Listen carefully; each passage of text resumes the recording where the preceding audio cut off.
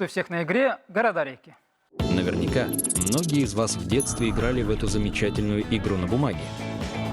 Мы решили, что придавать забвению такие полезные и интересные занятия никак нельзя. Ведь эта игра имеет массу достоинств. Помимо веселого времяпрепровождения, это еще пополнение словарного запаса и расширение кругозора. Познакомимся, игроки, представьтесь. Здравствуйте, меня зовут Миндраев Баир, я ученик 11 класса, учусь в городской классической гимназии. Всем привет, меня зовут Тимур Спиридонов, я одноклассник Баира. Здравствуйте, я ученик 11 класса физико-технического лицея, меня зовут Дементьев Ярослав. Здравствуйте, я Афанасьев Максим, я тоже ученик физико-технического лицея 10 класса. Для начала определим, кто из вас будет отвечать первым. Для этого я задам вам простой вопрос. Ваша задача – отреагировать на него максимально быстро. Знаете ответ, смело нажимайте кнопку на тумбе. Какая самая малочисленная народность России, численность которой составляет всего 23 человека? Нивхи, киреки, саамы. Нивхи. Это неправильный ответ. Киреки. Это правильный ответ. Вы будете отвечать первыми.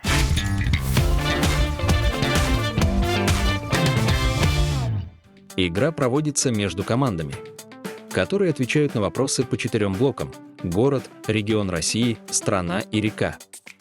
В каждом блоке по 8 вопросов, которые задаются по очереди.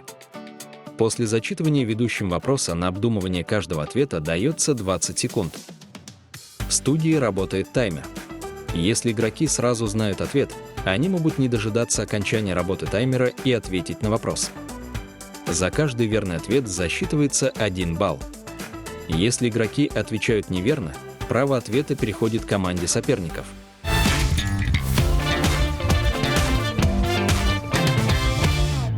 Участники, сегодня мы играем на букву «К». Гимназисты. К какой реке имеет выход Казань?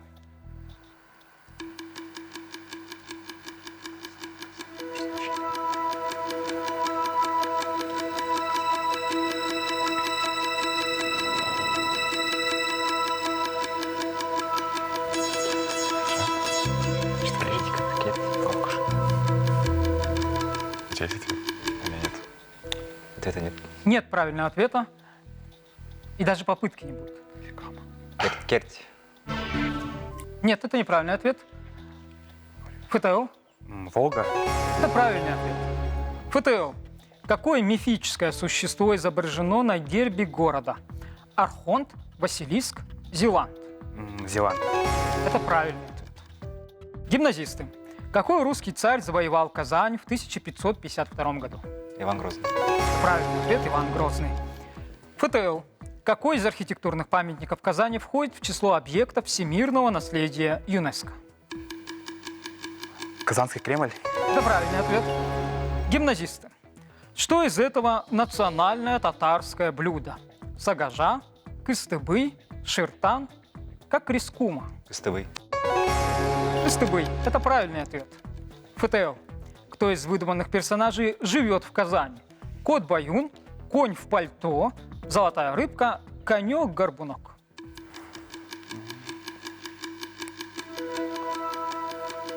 Ну, допустим, конь в пальто. Это правильный ответ. Гимназист. В 1844 году профессор Казанского университета Карл Клаус открыл новый химический элемент. В переводе с латинского языка его название означает «российский». Назовите этот элемент. Рудий. Это неправильный ответ. ФТЛ. Так это же Рудий, что же такое? Ну, не знаю, Руси какой-то, допустим. Правильный ответ – рутений. ФТЛ. 11 июля 1744 года его многочисленная армия овладела городом. Не смогла только взять хорошо укрепленный Кремль. Назовите имя предводителя этой армии. Давай ты скажешь. Пугачев. Это правильный ответ – Емельян Пугачев. На этом первый тур, посвященный городам, завершен. Ну что же, ученики городской классической гимназии, расскажите о себе, пусть зрители узнают о вас чуточку больше, чем увлекаетесь помимо учебы, хобби, увлечения, спорт. Я занимаюсь волейболом, параллельно учу китайский язык. Откуда интерес к китайскому? Я поступаю в Китай. Мгм. Тимур, Так, ну, я музыкант, вы музыкант. да, играю в оркестре национальных инструментов. Также увлекаюсь шахматами и рисованием. Ученики физико-технического лицея, лицеисты. Расскажите о своих увлечениях. Увлекаюсь игрой на пианино, а также увлекаюсь историей и географией. Являюсь призером регионального этапа в СОЖ по географии. Здорово. Я также увлекаюсь географией, также историей, литературой и военной техникой тоже увлекаюсь. Я также, как мой друг, являюсь призером регионального этапа по географии. Здорово. Ну, первый тур завершен. Как оцените наши вопросы, Ну, олимпиадники? довольно легкие на самом деле. Хорошо, я принял к сведению. Итак, первый тур завершен, его результаты следующие.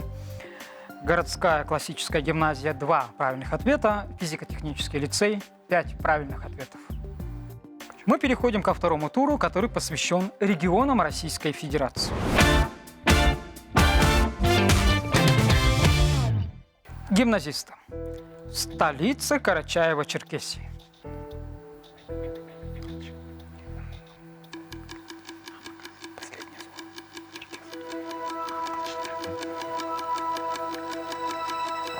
Керчь? Как? Керчь. Нет, это неправильный ответ. ФТЛ. Черкесск. Это правильный ответ. ФТЛ. С какими субъектами Российской Федерации граничит Карачаево-Черкесия? Назовите хотя бы 2. Это, во-первых, Кабардино-Балкария, а также Краснодарский край. Может быть, назовите и третий регион? Сейчас... Республика Ингушетия. Нет. Мгм. Кабардино-Балкарская республика, Краснодарский край и Ставропольский Да. край, конечно же. Блестящий ответ, он правильный. Гимназисты. Ежегодно ее посещают сотни тысяч туристов. Находится она на границе Карачаево-Черкесии и Кабардино-Балкарии. Обе ее вершины являются самыми высокими не только в России, но и в Европе. Назовите ее.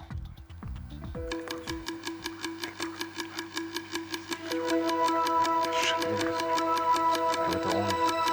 Эльбрус. Это правильный ответ, гора Эльбрус. ФТЛ. В этой республике находятся 2 известных на всю страну горнолыжных курорта, куда стекаются тысячи любителей горнолыжного спорта. Хотя вне зимнего сезона это небольшие поселки численностью около 600 человек. Назовите их. Так, это явно Кавказ. Или нет? Может, Алтай? Предположу, что это Республика Алтай. Можете назвать конкретные поселки, Этого курорты. уже не могу. Уточнить не можете. Гимназисты, попробуем. Не знаю, Красная Поляна. Это Домбай и Архыз. Гимназисты. Горнолыжный курорт Домбай является главной ассоциацией с Карачаево-Черкесией. Само слово в оригинале звучит как «домай» и переводится как «зубр». А как переводится название Домбай-Ульген, самой высокой горы Западного Кавказа? Место, где погиб зубр, место, где родился зубр, место, где прячется зубр.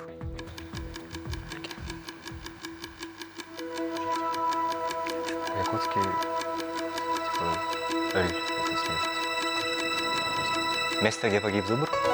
Место, где погиб зубр. Это правильный ответ. ФТЛ, лицеисты.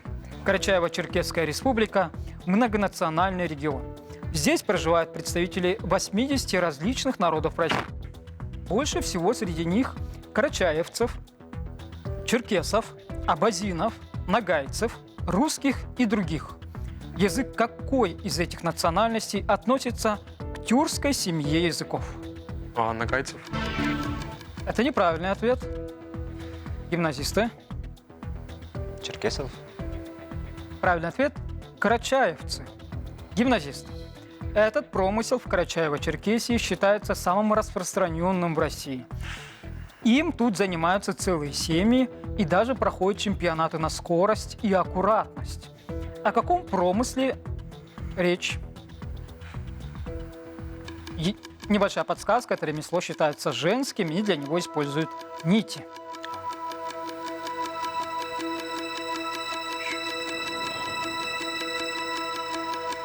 Это шитье. Шитье. Мгм. Не просто шитье. Шитье платков. Шитье. Нет. ФТЛ? Не знаю, нет вариантов. Если быть точным, то вязание. ФТЛ. В Урупском районе республики есть пещера, которая до сих пор до конца не исследована. При глубине 839 метров она достигает длины не менее 3000 метров. Пещеру именуют Балрога, названную в честь огненного чудовища из известной книги и кинофильма. Назовите эту книгу и фильм.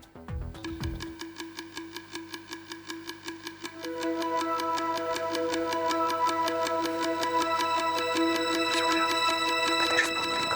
Это республика. Есть республика Накука.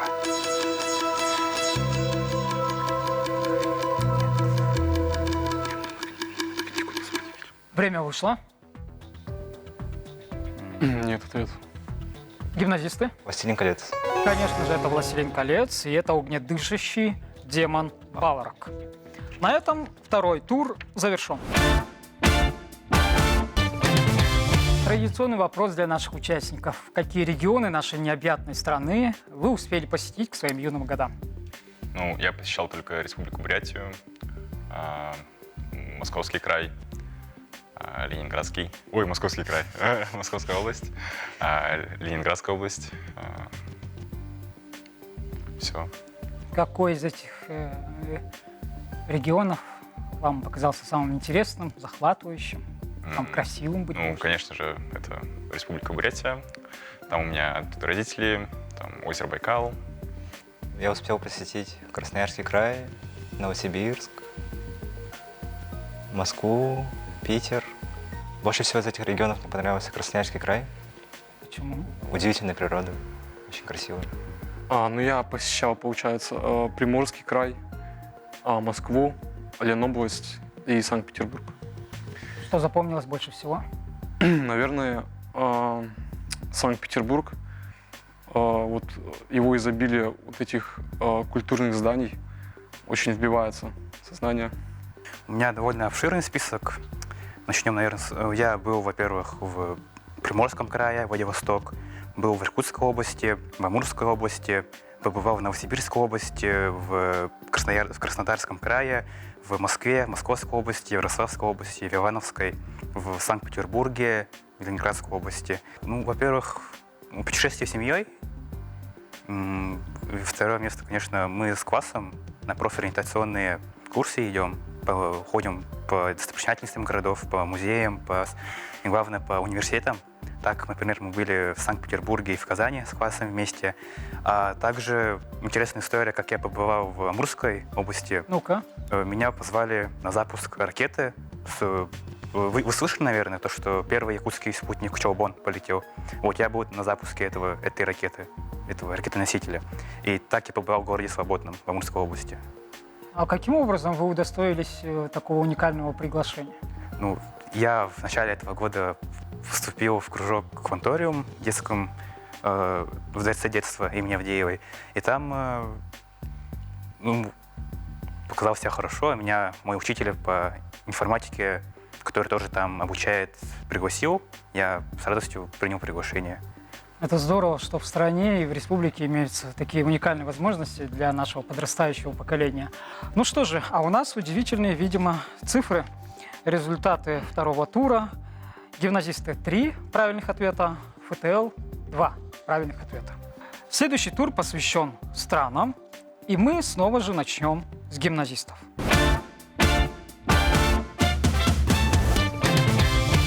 Гимназисты, вопрос для вас. Какое место в мире по площади занимает Канада? Второе. Правильно. Это второе место, это правильный ответ. ФТЛ. Кто является главой государства в Канаде? Британское край. британская, это вот монарх британский. Совершенно верно. Канада – конституционная монархия. Король Карл III. Гимназисты. Самое распространенное дерево Канады, которое присутствует в государственной символике, это дерево Клен. клен. Совершенно верно. ФТЛ. Самый крупный по числу жителей город Канады.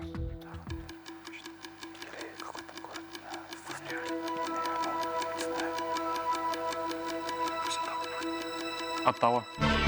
Это неправильный ответ, гимназисты. Торонто. Торонто. Этот ответ верный. Гимназисты. Самый большой национальный парк, находящийся на северо-западе Канады. Ниагара Фоллс, Халл, Вуд Баффало, Манитоба. Знаешь, что Ниагара на границе США, то есть где-то там. Йеллоустон, это самый... Да. Тут где-то... Я не знаю, короче. Ниагара Фоллс. Это неправильный ответ. ФТЛ. Ну, скажем, Хау. Правильный ответ – Вуд Баффало. ФТЛ. Запасы чего были обнаружены в 20-х годах прошлого века в провинции Альберта, Канады? Рубинов, золота, нефти или угля? Нефть. Нефть. Это правильный ответ. Гимназисты. Каким промыслом занимались европейские переселенцы в Канаде? Пушным, морским, транспортным или судоходным?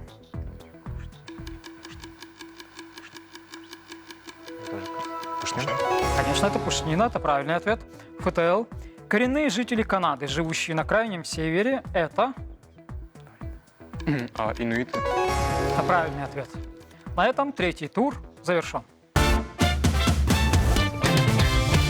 Гимназисты. Первый тур дался вам не очень хорошо, но второй и третий мы видим по результатам. Вы даете очень неплохие ответы, сражаетесь против олимпиадников. Или вы сами имеете опыт участия в олимпиадах? Сами имеем, да. Ага, и в олимпиадах именно по географии. Да. Здорово. Какие есть результаты? Региональный этап. Региональный этап.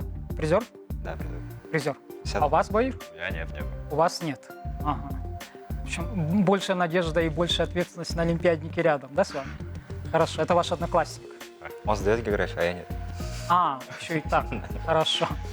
Значит, вы учитесь по географии явно на 5, а какая у вас оценка по географии? Тоже 5. Да. Ну что же, не все потеряно. Олимпиадники, ну похвастайтесь вы своими результатами. Какие есть самые высокие достижения в области географии сейчас на уровне олимпиад, может быть, научных конференций? Ну, в этом году мы с ним вдвоем стали призерами тоже по географии регионального этапа. В прошлом году я тоже был призером регионального этапа.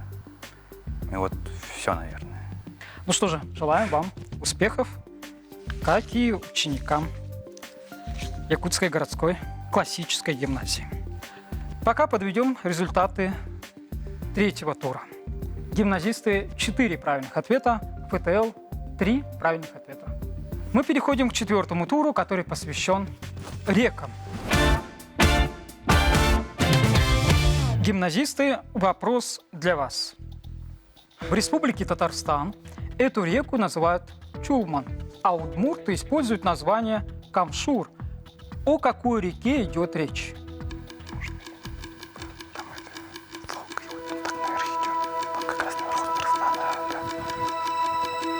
Кама. Это Кама. Это правильный ответ. ФТЛ.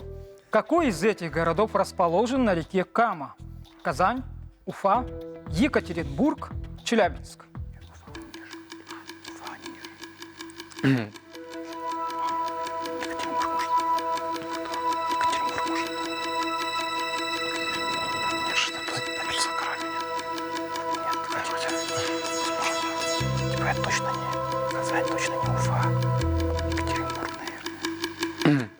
Екатеринбург. Это неправильный ответ. Гимназисты. Казань. Казань. Ответ верный. Гимназисты. Река Кама протекает по территории 5 субъектов Российской Федерации. Назовите хотя бы 2 из них.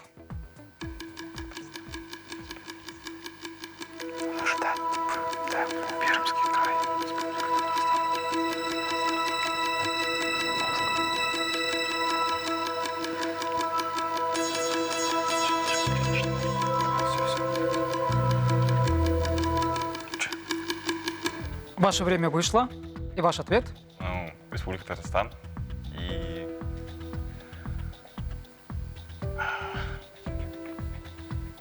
Второго нет Второго нет. ответа. ФТЛ А попробуем. можно сказать еще два новых. Это Пермский край и Республика Удмуртия.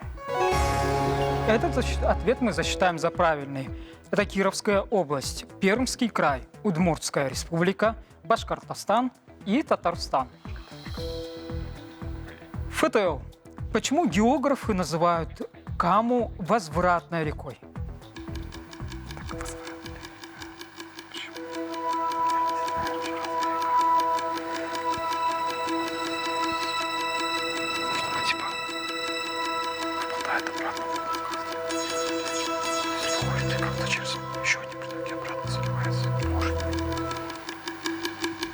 Время вышло, ваш ответ. Ну, может, потому что она как бы вытекает из Волги и как-то возвращается с помощью притоков. Нет. Гимназисты? Нет, тогда у нас тоже ответ. Нет ответа. Подчиняясь уклону земной поверхности и рельефу, она образует знаменитую Камскую дугу, похожую на гигантский вопросительный знак.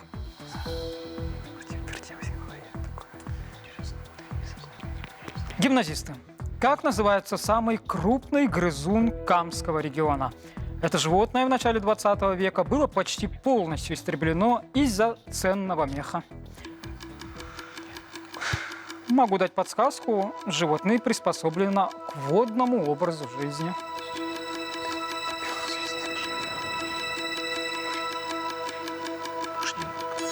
Бобры? Бобер? Ваш ответ? Бобер? Бобр. Да, это правильный ответ. ФТЛ. Растительный мир Прикамья. По латыни это дерево называется пинус, что означает скала. А как это растение называется по-русски?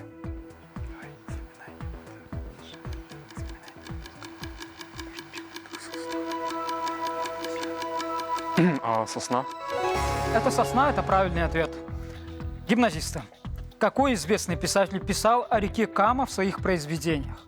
Лев Толстой, Антон Чехов, Сергей Есенин, Александр Пушкин. Пушкин нет кого-то, точно. Чехов тоже. Либо Толстой, либо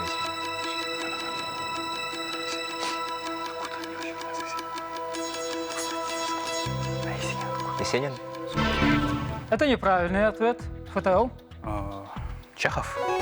Это Чехов, конечно же, писатель, посетивший Дальний Восток. Находясь во время поездки на Сахалин и обратно, он упоминал в письме, что Кама – прескучнейшая река. ФТЛ. В научных кругах продолжается дискуссия, впадает ли Кама в Волгу или наоборот. Ведь геологическая история русла Камы насчитывает 350 миллионов лет, а Волга в 100 раз моложе. Есть мнение, что до оледенения после слияния с Вишерой и Белой именно Кама впадала в куда?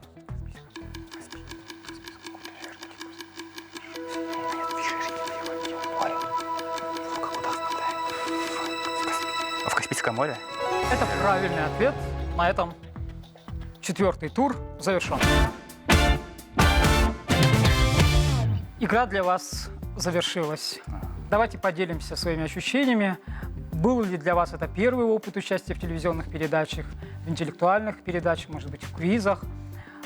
И какие ваши ощущения, как оцените наши вопросы с точки зрения среднестатистических школьников и школьников выше, конечно же, уровня олимпиадного? Пожалуйста. Ну, вопросы очень интересные. Участвую на телевизионной передаче впервые. До этого участвовали в квизах. У нас в школе проводятся ЧГК турниры, и там мы отвечали на разные вопросы, тоже интересно. Ну, это для меня первый раз на телевидении. Незабываемый опыт, да, интересно очень. Вопросы, как для обычного школьника, наверное, такие тяжелые, а для олимпиадника легко очень. Ну, такие непростые, с подвохом. Все-таки даже для олимпиадника. Ну, в принципе, мне понравилось. Незабываемый опыт, хороший. Вопросы, как мне показались, интересными. Некоторые, особенно первая часть довольно легкая была, но остальные уже были поинтереснее, посложнее.